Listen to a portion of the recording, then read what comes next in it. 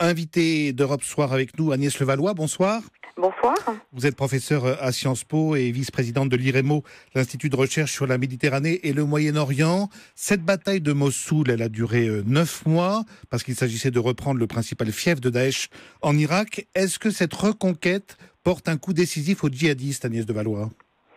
Oui, il est clair que la reprise de la ville met en grande difficulté l'organisation État islamique. D'ailleurs, celle-ci a déjà commencé à se replier sur d'autres territoires, sachant que la volonté de l'armée irakienne, des autorités irakiennes, appuyée en cela par la coalition internationale, allait venir à bout de cette organisation. Donc celle-ci a pris les devants avec un certain nombre de responsables qui ont quitté déjà Mossoul depuis un certain temps pour justement essayer de se reconstituer ailleurs, parce qu'ils savaient très bien que la perte de Mossoul était essentielle, parce que symboliquement, c'est de cette ville-là, de Mossoul, que Baghdadi, qui s'était autoproclamé calife de cette organisation, avait déclaré l'organisation État islamique et avait annoncé que le début du califat se faisait à Mossoul.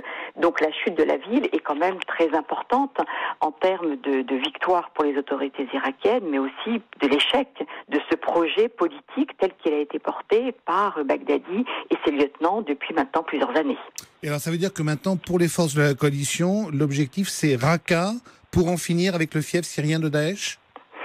Alors oui, bien sûr, maintenant il s'agit de s'attaquer à Raqqa, ce qui est déjà le cas d'ailleurs, parce qu'il y a déjà des combats importants qui sont menés dans cette ville pour tenter de vraiment faire disparaître, si je puis dire, cette organisation, même si la reprise totale de Mossoul et la reprise de Raqqa ne voudra pas dire pour autant la fin de cette organisation, parce qu'on sait très bien que d'autres combattants ont pu partir, on en retrouve sur d'autres terrains, que ce soit en Afrique, que ce soit en Libye, que ce soit dans le Sinaï en Égypte, mais c'est vrai que l'objectif maintenant de la coalition, c'est de continuer et de faire en sorte que ce territoire sur lequel le califat devait être implanté et qui devait donc être le début d'un nouvel État, que ça ne soit plus possible. Et c'est là, on peut vraiment parler de la fin de ce projet de l'organisation État islamique, même si, je le répète, ça ne veut pas forcément dire la fin de cette organisation. Absolument. Je vous remercie beaucoup Agnès Levallois, professeure à Sciences Po, je le rappelle, vice-présidente de l'IREMO.